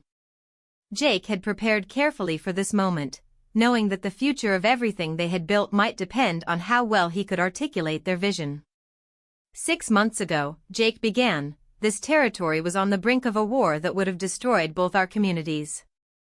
Apache and white settlers were dying because a few greedy men wanted to profit from our mutual hatred. He gestured toward Ayanna, who sat at the head table wearing a dress that beautifully combined Apache and white fashion elements. "Miss Ayanna and her people showed me that there was another way. Not the way of conquest or surrender, but the way of cooperation." Secretary Noble leaned forward with obvious interest. "And what have you learned from this cooperation?" "I've learned that the Apache aren't savages to be tamed or obstacles to be removed," Jake replied. "They're people with knowledge and skills that can benefit everyone. Their understanding of this land, their healing methods, their spiritual wisdom, these are treasures that we've been trying to destroy instead of learning from. Ayanna stood to add her perspective. And, I have learned that not all white people seek to dominate those who are different from them. Some are willing to share rather than take, to learn rather than impose their ways on others. Her painted markings seemed to glow faintly in the lamplight, and Jake noticed that several members of the delegation were staring at her with fascination. Word of her mystical abilities had spread throughout government circles, though most officials preferred to think of them as clever psychological tricks rather than genuine supernatural powers. The question before us, Jake continued, is whether the United States will choose the path of cooperation or continue down the road of conflict. The Arizona experiment has proven that peaceful coexistence is not only possible but profitable for everyone involved. He had prepared extensive financial documentation showing how the cooperative approach had increased prosperity for both communities. Cattle production was up, mining operations were more efficient with Apache knowledge of the land, and the elimination of military conflicts had freed up resources for productive activities. Secretary Noble studied the financial reports with obvious approval. These numbers are quite impressive, he admitted. But, I have to ask, what happens if other tribes aren't as cooperative as the Apache bands you've been working with? What about the more hostile groups? It was Ayanna who answered this question. Hostility usually comes from fear and desperation, she said. Tribes that attack white settlements are often defending themselves against encroachment on their traditional lands. If we can offer them alternatives to conflict, fair treatment, secure territory, opportunities for prosperity, most will choose cooperation over war. And the ones who won't, pressed one of the military observers. There will always be some on both sides who prefer conflict to cooperation, Jake acknowledged. But they become isolated and powerless when the majority chooses peace. The dinner conversation continued late into the evening, with delegation members asking detailed questions about every aspect of their operation. Jake was encouraged by the general tone of interest and approval, but he also sensed underlying skepticism from some quarters. It was after midnight when Secretary Noble finally called for private meetings with Jake and Ayanna. In the quiet of Jake's study, with only the three of them present, Noble revealed the real purpose of his visit. What you've accomplished here is remarkable, he said. But I need to be honest with you about the political situation in Washington. There are powerful interests that oppose any solution to the Indian question that doesn't involve complete removal or extermination. Jake felt his heart sink. Are you saying the government won't support expanding our program? I'm saying it's complicated, Noble replied. President Harrison is interested in your work, but Congress is split. Some members see what you've done as a model for the future. Others see it as dangerous appeasement of hostile tribes. Ayanna leaned forward, her painted markings beginning to glow more brightly. What do you see, Mr. Secretary? Noble was quiet for a long moment, studying Ayanna's painted skin with an expression of wonder. I see something I never thought possible, he said finally. I see a way for our nation to grow and prosper without destroying the people who were here before us. The admission seemed to surprise Noble himself, and Jake realized that Ayanna's mystical influence was having its effect even on this experienced politician. But seeing possibilities and implementing them are two different things, Noble continued. If we're going to expand this program, we need more success stories. We need other communities to voluntarily adopt similar arrangements. Give us the authority and resources, Jake said, and we'll make it happen. Noble nodded slowly. I think I can arrange that. But it will have to be done quietly, without a lot of publicity. Too much attention from the wrong people could kill the program before it has a chance to grow. Over the next several days, Noble and his delegation conducted additional inspections and interviews. They spoke with Apache leaders about their experiences with the cooperative arrangement, questioned white settlers about their attitudes toward their Native American neighbors, and observed the day-to-day interactions that had replaced the suspicion and hostility of the past. The secretary's final report to Washington was classified, but Jake learned through his aunt Judge Morrison that it contained strong recommendations for expanding the Arizona experiment to other territories. More importantly, Noble had been authorized to provide federal funding and legal protection for similar programs in New Mexico, Colorado, and the Dakotas. "You're going to be traveling a lot," Judge Morrison told Jake during one of her visits to the ranch. "The government wants you and Ayanna to serve as advisors for establishing cooperative programs in other regions." The prospect of leaving the ranch was daunting, but Jake understood the importance of spreading their success to other areas where conflict between whites and Native Americans threatened to explode into warfare. "What about the ranch?" Jake asked. "I can't just abandon everything we've built here." "You won't have to," his aunt assured him. "Sheriff Bradley has agreed to oversee the operation while you're gone, and Ayanna's grandfather will provide spiritual guidance to keep the cooperation intact." As autumn turned to winter, Jake found himself preparing for the first of many journeys to distant territories where fear and hatred still ruled relations between racial communities. It was challenging work, requiring him to adapt the lessons learned in Arizona to very different geographic and political circumstances. But, wherever they went, Ayanna's painted markings seemed to work their magic on people who had given up hope for peaceful solutions. Her ability to show others the spiritual connections between all living things gradually opened hearts and minds that had been closed by years of conflict. In Colorado, they helped establish a mining cooperative where Apache knowledge of mineral deposits was combined with white engineering expertise. In New Mexico, they created a trading network that brought prosperity to both Hispanic and Native American communities. In the Dakotas, they worked with Lakota leaders to develop cattle ranching operations that provided alternatives to the buffalo hunting that white expansion had made impossible. Not every attempt was successful. There were communities where hatred ran too deep to overcome, where economic interests were too entrenched to change, where political opposition was too powerful to defeat. But, gradually, a network of cooperative arrangements began to spread across the American West, offering an alternative to the cycle of violence that had defined frontier relations for generations.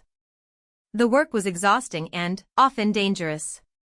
Jake and Ayanna faced threats from extremists on both sides who saw cooperation as betrayal. But they also experienced moments of transcendent joy when former enemies became friends, when children of different races played together without fear, when communities that had been torn apart by hatred began to heal. Through it all, Jake's relationship with Ayanna deepened in ways he had never expected.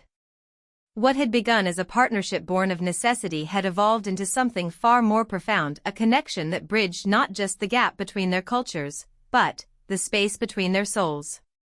It was during their third winter of traveling together that Jake finally found the courage to speak of his feelings. They were camped in the mountains of Colorado, watching snow fall softly on a landscape of breathtaking beauty. "Ayanna," he said quietly, "I need to tell you something I should have said long ago." She looked at him with eyes that held the wisdom of the spirits and the warmth of deep affection. "I know what you would say," she replied with a gentle smile. "And I would tell you that my heart chose its path the night we first met, when I saw your soul reflected in the sacred markings the spirits had painted on my skin." Jake stared at her in amazement. "You mean?" "I mean that the spirits guided us to each other for reasons beyond the work we do," Ayanna said. "Love is the greatest bridge between peoples, and our love serves as a living example of what is possible when fear is replaced by understanding."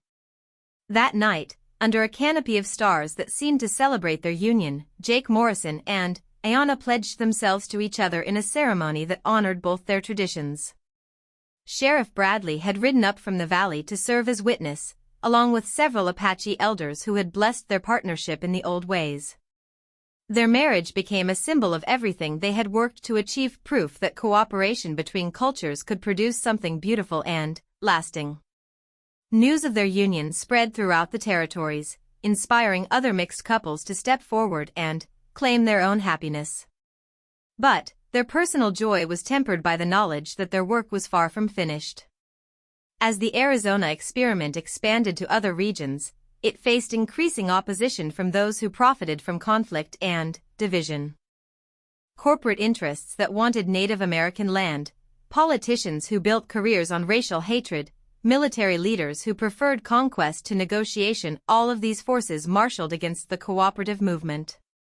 The crisis came in the spring of 1891, when a consortium of mining companies and railroad barons convinced a group of senators to introduce legislation that would end federal support for all cooperative programs. If the bill passed, the Arizona experiment and its offshoots would lose their legal protection and funding. Jake and Ayanna rushed back to Washington to testify before Congress, bringing with them representatives from all the communities that had benefited from cooperative arrangements. For 3 weeks, they argued their case before committees and subcommittees, presenting evidence of the economic and social benefits of their approach. The painted markings on Ayanna's skin proved particularly effective in the halls of power. Senators and representatives who had planned to vote against the programs found themselves mysteriously changed after meeting with her, suddenly able to see the human cost of the policies they had been supporting. But the opposition was well-funded and politically sophisticated. Corporate lobbyists flooded the Capitol with their own experts and evidence, painting the cooperative programs as dangerous experiments that threatened American security and prosperity. The final vote was scheduled for a Friday in late May. Jake and Ayanna spent the night before in prayer and meditation, calling on the spirits to guide the hearts and minds of those who would decide the future of everything they had built. When the roll was called in the Senate chamber, the vote was closer than anyone had expected. In the end, the legislation failed by a single vote cast by a senator from Arizona who had initially opposed the programs but changed his mind after visiting Jake's ranch and seeing the results firsthand. The victory was narrow, but it was enough to secure the future of the cooperative movement for another generation. Federal support continued, new programs were approved, and the network of peaceful communities continued to grow across the American West. Years passed, bringing new challenges and new triumphs. Jake and Ayanna's children, 3 remarkable individuals who inherited their mother's mystical gifts and their father's practical wisdom, carried the work forward into the 20th century. The Arizona experiment became the model for similar programs around the world, proving that cooperation could succeed even in the most difficult circumstances. On a warm spring morning in 1920, Jake Morrison stood once again on the porch of his ranch house, now grown old but still strong. Ayanna sat beside him in a rocking chair, her hair silver with age but her painted markings as vibrant as ever.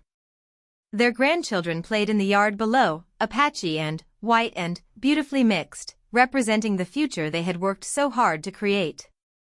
Do you ever wonder what would have happened if you hadn't followed those cattle thieves? Ayanna asked, her voice still carrying the musical quality that had first captured his heart. Jake considered the question, thinking back over the decades of struggle and achievement that had defined their shared life. No, he said finally. I think the spirits would have found another way to bring us together. Some things are meant to be. Ayanna smiled and took his weathered hand in hers. The painted markings tell me that our work will continue long after we're gone, she said. The bridges we've built between our peoples will grow stronger with each passing generation. As the sun climbed higher into the Arizona sky, painting the desert in shades of gold and promise, Jake Morrison reflected on the remarkable journey that had brought him to this moment. A simple cowboy's pursuit of stolen cattle had led to a transformation that touched countless lives and offered hope for a better future.